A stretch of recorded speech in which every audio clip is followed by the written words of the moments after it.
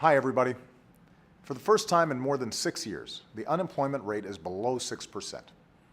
Over the past 4.5 years, our businesses have created more than 10 million new jobs. That's the longest uninterrupted stretch of private sector job creation in our history. But while our businesses are creating jobs at the fastest pace since the 90s, the typical family hasn't seen a raise since the 90s also. Folks are feeling as squeezed as ever.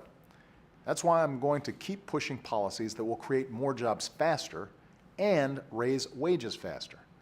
Policies like rebuilding our infrastructure, making sure women are paid fairly, and making it easier for young people to pay off their student loans. But one of the simplest and fastest ways to start helping folks get ahead is by raising the minimum wage. Ask yourself, could you live on $14,500 a year?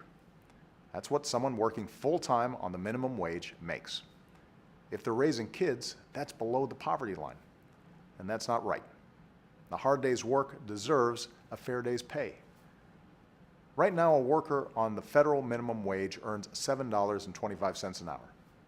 It's time to raise that to $10.10 an hour.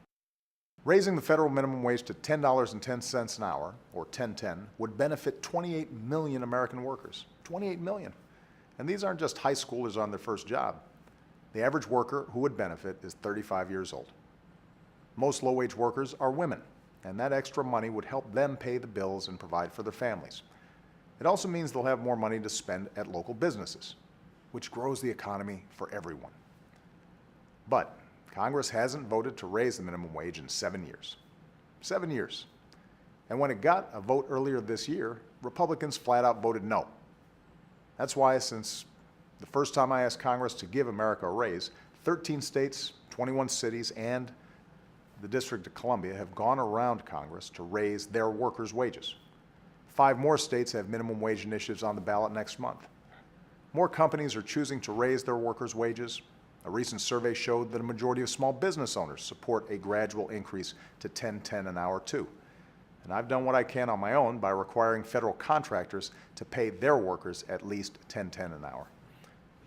On Friday, a coalition of citizens, including business leaders, working moms, labor unions, and more than 65 mayors, told Republicans in Congress to stop blocking a raise for millions of hardworking Americans.